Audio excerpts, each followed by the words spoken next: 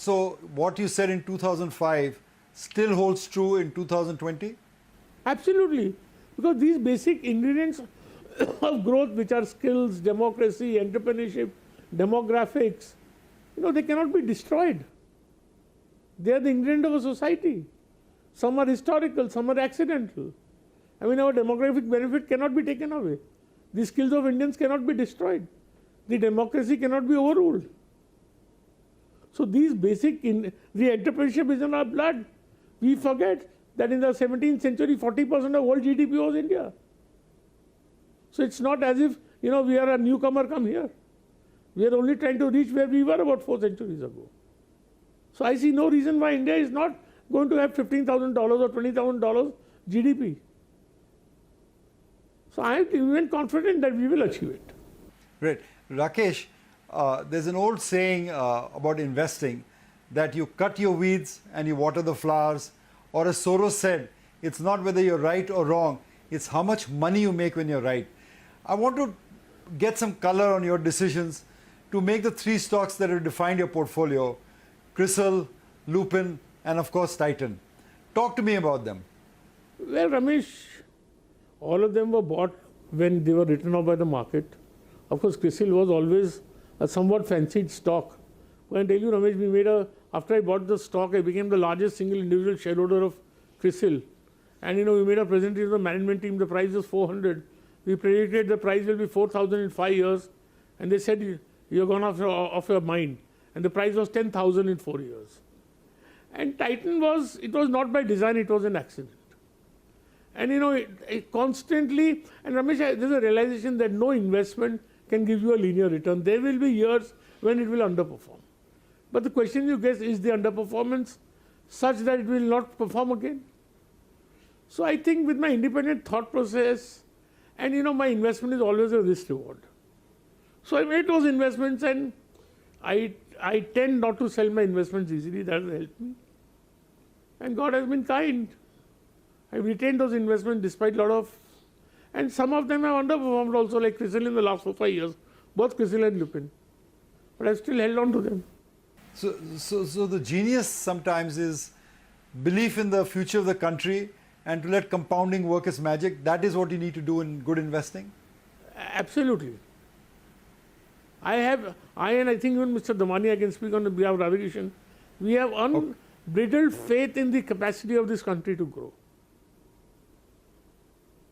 And that faith is not dependent on you, me, on a political party, right? India has the potential and India will grow.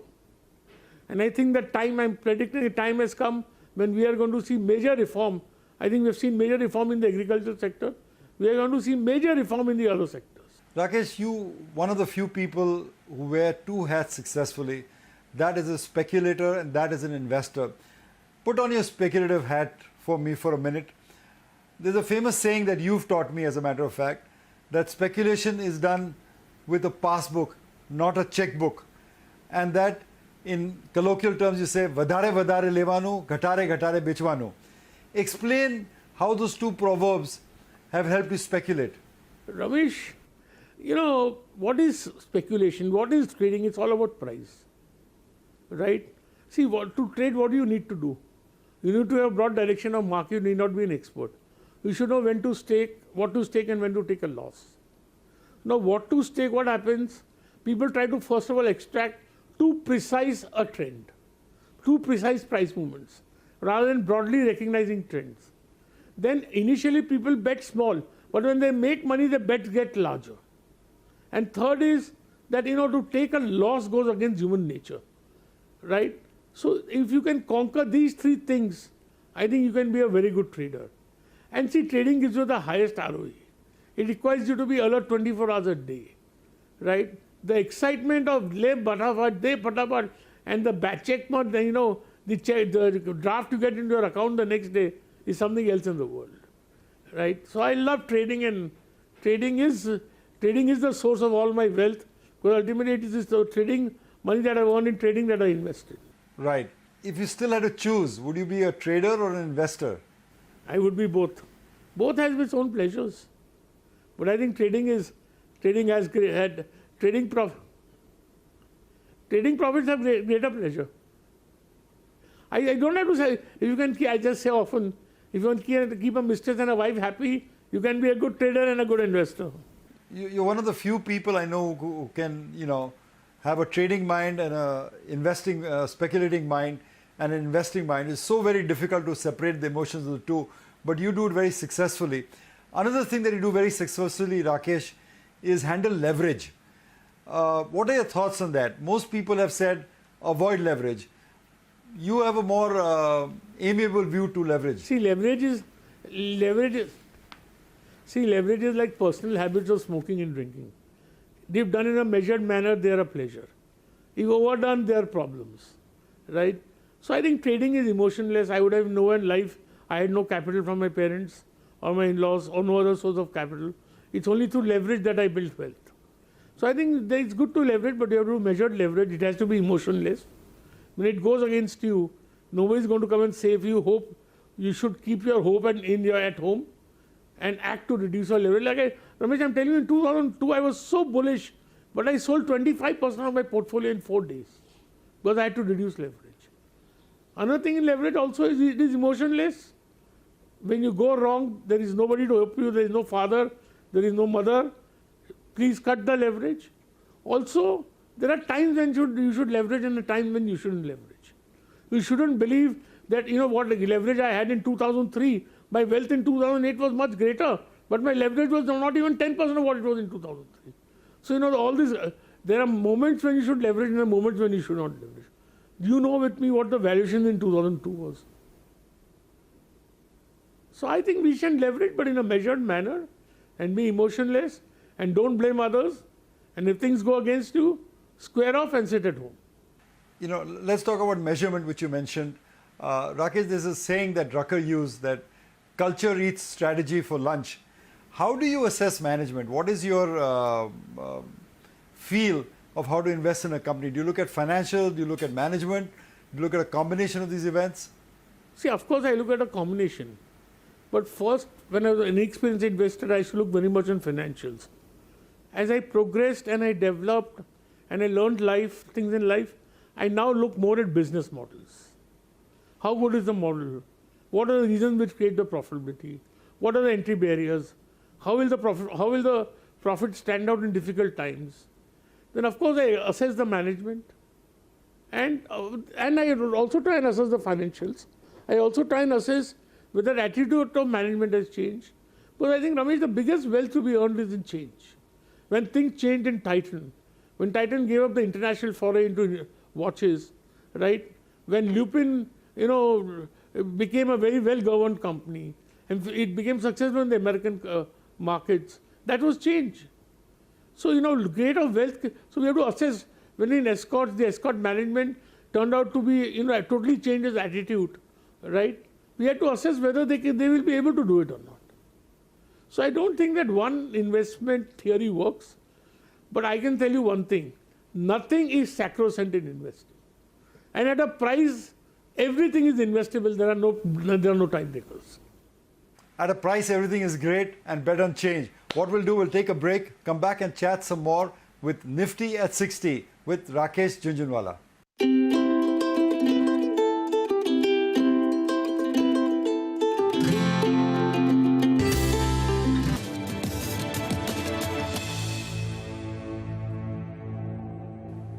And welcome back to the Wizards of Dalal Street. I'm Ramesh Damani.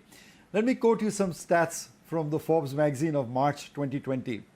There are 2,095 billionaires in the world, dollar billionaires.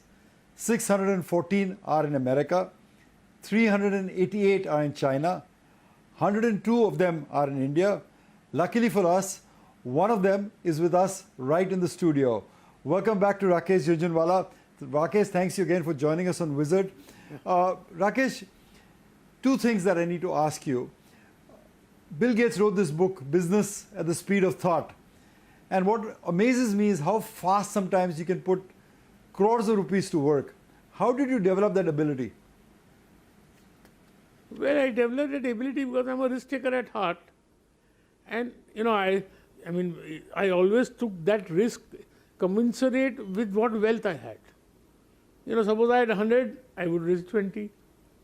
So if I have the money available and I feel that risk reward is attractive to me, then I take the chance. And by nature maybe I'm gutsy, maybe I'm speculative, maybe I'm independent thought process. I think it's a combination of that. You're not scared of losing money, are you? See, it's not. I mean, I have assessed even if my wealth becomes 20% of what it is, I'm going to drink the same biscuit, ride the same car. Rekha and I are going to go for the same holiday. So it's not going to make much difference to us in our lifestyle. And I mean, Ramesh, I want to do what I enjoy what I do. So if I feel the thrill and the thrill is in the taking the risk and being proved right. And I've not put all the crores at one step. I didn't put all the money into Titan at once. Of course, when Lupin was at a valuation, I thought it was incredulous. So, I mean, there is a thought process behind the staking of the money. It's not that it's done without thought. Of course not. But Rakesh, you said the thrill of being proved right. But markets are a humbling place, as you will admit yourself. Some of the stocks don't work out. How do you deal with the loss? Do you take it personally, or is it about the money, or how do you deal with it? Ramesh, the money never bothers me. Because by God's grace, I've never staked so much that if I make a mistake, I'll not live to make another one. See, I'm conscious of the fact, Ramesh, that everything I do is not going to work out. I'm not God's gift to mankind that everything that I do will prove right. I know some decisions are going to go wrong. I'm not afraid to make a mistake, only make one which I can afford. So I may live to make another one. So whenever things go wrong, as they don't work out, I mean, I square up, I take the loss. The highest cost of that loss will be not learning from it, right? And saying, no, I was right. So as long as I learn from a mistake, I have no regrets in making mistakes. If I'm afraid to make a mistake, I'll be paralyzed. And if I think I will not make any mistakes, then I think I'm God. So I don't think, only when I judge that some people are of good character, and then, they are not what they are, that is emotionally hurting. But you overcome it with time. Right. So misjudging management hurts you more than business failure in this case. Absolutely. But I don't blame anybody else. I don't blame that person. It was my mistake. I judged it. Right. Rakesh, though, when you became a billionaire, what are the downsides of being a billionaire? Do you find that people say what you want to hear, are scared to talk in front of you? What are the downsides that you face being a billionaire? I have not faced any downsides of being a billionaire or not being a billionaire. I don't think it has changed my life in any way. Only the change is that there is a recognition socially that I have wealth. In fact, Rekha, until 2004, until I made jewelry for her, she never thought we were rich. So now people know socially that I have wealth. I don't think it has changed my life in any way. Except that when I go to a casino, I'm more recognized. Rakesh, the other aspect of your life which always impresses me, there's a saying on Wall Street that if you want a friend, get a toaster. But you're legendary almost in Dalal Street for the number of turtles you've coddled. And I've been to innumerable birthday parties, anniversaries at 40, 50, 60, 25, where people to their face have said, I owe my career to Rakesh Jhunjhunwala. How is it that you've been able to be so generous with your ideas and thought process to so many people? Ramesh, that is the way I am made as a human. Also, I feel that I have no younger brother. And what is it that anybody is going to take away from me? It is just, if I can share something and people can benefit from it, what is the greater good I can do in life? I am like an open book. I just cannot keep secrets. That's my nature. I try to, but I'm not that way. And then if somebody respects me, I feel I have a fiduciary responsibility towards them. And I am not envious. I don't feel envious if anybody becomes more successful than me or else more wealth, I am not in any comparison race. And I also get ideas from the young. I have learned a lot of things from my young friends.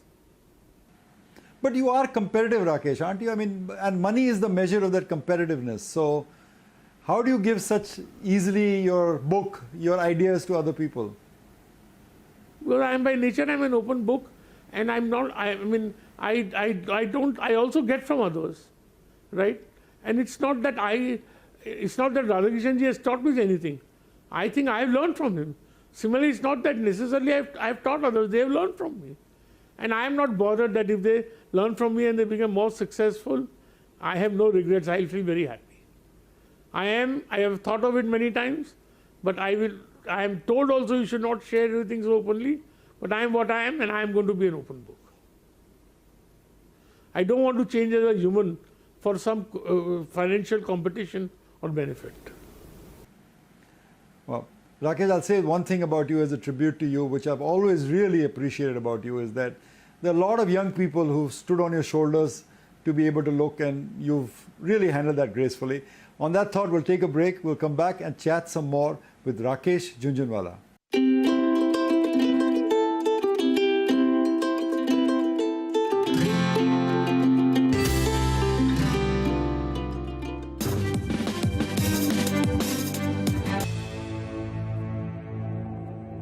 Welcome back to the Wizards of Dalal Street. Oprah Winfrey once said, the biggest adventure you can ever take is to live the life of your dreams. Rakesh, my question to you, are you living your dream life? Absolutely, Ramesh. Only to the disturbance in that dream is the lack of attention that I paid in my health and my personal habits in my early age.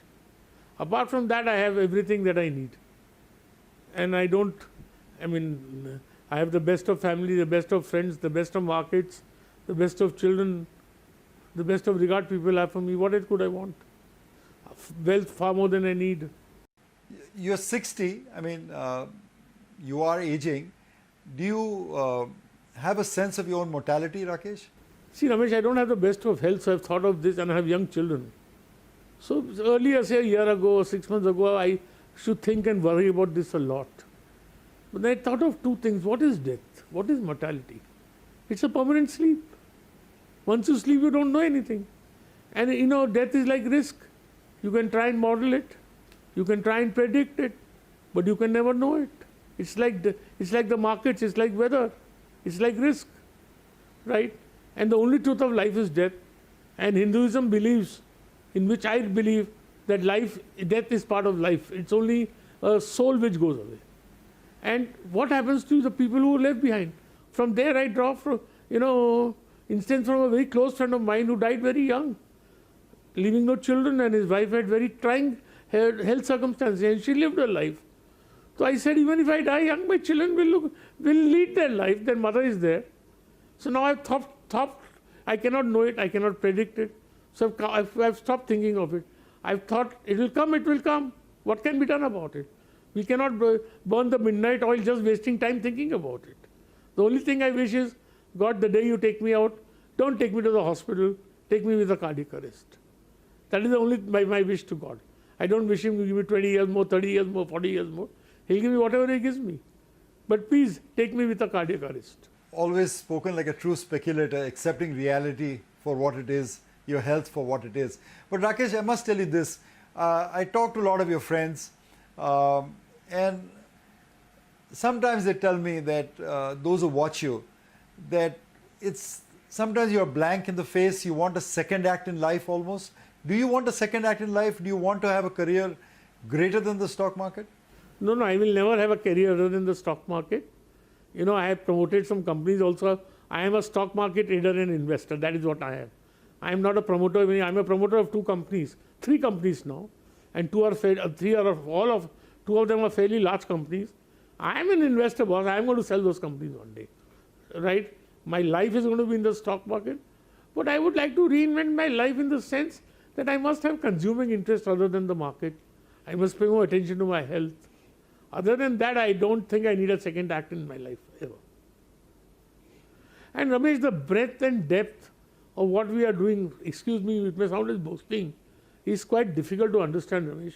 You first trade, then you earn money in trading, then you invest in listed equity. Now I have large unlisted investment in at least 8-10 unlisted companies. You interact with them, you develop with them, you interact with their management. I mean, the kind of things we are achieving, and I have one setback, that I don't have an organization. We are not even a 5-man army, we are a 3-man army. Rakesh, Utpal and Amit. So boss, the kind of work we are, the kind of output we give, Ramesh, according to me, with the kind of inputs and resources we have, is quite unimaginable and quite unbelievable. So I want to keep doing what I am doing, maybe in a more organized manner, and maybe devoting more time to my health and maybe some other interest. I don't want any other second career or anything. But Rakesh, let me ask you this question as a senior statesman, someone who has been at Dalal Street for a period of 30 years or so. Among the next generation that you see, some of whom you've mentored, who do you think can hit the big time over the next few years? What are the promising candidates? Ramesh, see, I feel, if you feel, as you say, that the 3 landmark carriers in the stock market have been Radhakrishnan, Nimishbhai and myself. See, we carry a characteristic which is quite unique, that we are good traders and also we are good investors. And we know how to separate those activities. See, I think there is not many people who have the courage and the ability to take risk and do trading and investing and completely compartmentalize them. So there are good players, maybe I'm not in touch with them, but I don't think we have the quality of players in what Nimishbhai and Radhakrishnan are. Second thing is, if you look internationally, money is made by managing other people's money. You know, a lot of people have earned well. Paulson, everybody has earned money in America by managing other people's money. The question is, in India, the pools are not so large enough.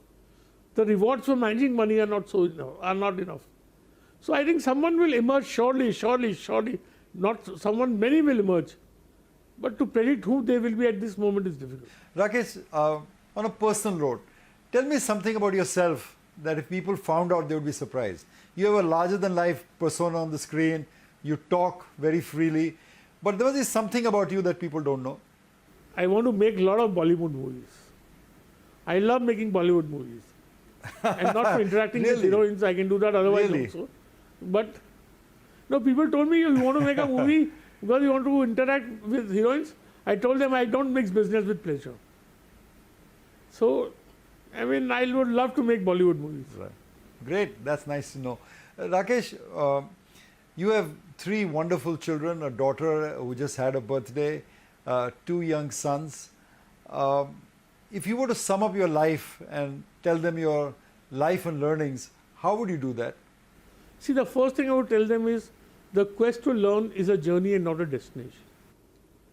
So we begin life with learning and we will end life not having learned everything. So never lose the quest to learn and never think you know everything. Second thing I would tell them is that develop an independent thought process. Don't necessarily accept what everybody is saying. Don't necessarily not accept it. Have independent thinking, right? And then I would like them to do what they enjoy and enjoy what they do. Earning wealth may not be the greatest pleasure of life. I don't want necessarily for them to devote their life to earning wealth. Having said them, I want them to have their mother's skills, their mother's nature, my intellect, education, integrity, independence, and the power to give. And God bless them. I want them to be independent-minded, independent people. And I hope they turn out to be fair, charitable, and responsible citizens, is what I would tell them. Fair enough. These are great wishes, and I'm sure they'll come true for your children. Rakesh, to wrap up the show, let me just ask you, you've met so many personalities along your way. Some of them regrettably have passed away. So let me just ask you about a few of them and just give me your thoughts of how they've helped you or what their contribution has been. So let me start by asking you about an old-time broker at the BSE called Manu Manak. See, he got emotional one day with me and he told me, Rakesh, after he saw when I traded his place for 1 year, 1.5 years, and he saw that I always used to pay in time, he told me, Rakesh, that's the best quality you have. Always be responsible in this market. Never delay a payment to a broker. You will then only be a successful speculator. Okay. How about investor Chandrakant Sampath? Well, he used to explain to me in 1988, 89 the importance of business models. As I developed my skill as an investor, I understood the wisdom of his words. Your old friend and buddy Rajiv Shah. Well, his mannerisms, his guts, his friendliness, his honesty, and his sheer skill with technicals. Inam director who passed away regrettably, Manik Bansali, was a friend to both of us. Well, Manik Bhai had a way of carrying a whole group of people with him. We had to learn that. He had a large flock of followers on the street, all of it who were very intimate with him. A corporate chieftain, the Tata Sartap Darbari Seth. You know, he called me and Radhakishan for dinner and drinks one day, and he told us in 97 that in this country, people disrespect successful people. They raise fingers on successful people. He said we should ignore them. We should learn from the traits of the successful people and try and emulate them rather than raising fingers at them. I think they were great words of wisdom, and I always followed that lead. And lastly, banker Nanu Pamnani, who recently passed away. Well, he was a person, I mean, his diligence, hard work, his painstaking work, his quest for detailing and perfection was unbelievable. Rakesh, those are great sketches of the people whom you've crossed paths with in the last 30 years. Let's end this interview on Wizards with a rapid fire round, shall we? Yeah, sure. Okay, Rakesh. So this is what you said. By 2024, you said Nifty will be 1,25,000. Do you stick to your prediction or are you going to revise it? I'm going to revise it, Which year? and substantially so. I would say at least a decade later. Decade later. Okay. Your dream budget actually was in the year? I would say what affected me was the advertised budget. But I think some of the best budgets were presented by Mr. Sinha. 1989. Really? That's a surprising choice. Rakesh, your biggest indulgence is fill in the blanks. His whiskey. And generally Royal Blue. Rakesh, if you could invite any three people over for dinner, dead or alive, who would they be? George Soros, Winston Churchill, and Vajpayee ji. George Soros, Winston Churchill and Vajpayee. Great choice. Okay, Rakesh, now talk as an investor, not as a patriot. Would you rather invest in Shanghai Composite or the Sensex over the next 5 years? Ramesh, I don't mix my patriotism with my investing. It is Sensex, Sensex, Sensex, and Sensex. Your two must-read news sources. The Economist and the India Today. Fair enough. Your truest love, Rekha or Titan? Rekha, Rekha, Rekha, and Rekha. Good politically correct answer, Rakesh. Thank you for that. If you could only gift your daughter a gift of gold or bitcoins, what would you give to your daughter? I will gift a brick of gold, return on it, never buy a Bitcoin. Rakesh, these are true or false? Market exists to find out specifically weaknesses in human nature. True or false? False. The only valuable thing a parent can leave their child is to be a good role model. True or false? True. Okay, Rakesh, the last two fill in the blanks. I or Rakesh miss the most in my life. Fill in the blank. That I pay more attention to my health. Last one. I wish I could fill in the blank. Running 5 kilometers. You miss that you haven't paid attention to your health? Is that what it is? Yeah, absolutely. Okay. Rakesh, I'll end this up by quoting to you an Irish proverb which goes, may you live as long as you want and may you never want for anything as long as you live. Thank you so much after 15 years for coming back on Wizard and sharing a part of your 60th birthday with us. Thank you very much, Rakesh Jhunjhunwala. Thank you, Ramesh, for a nice question.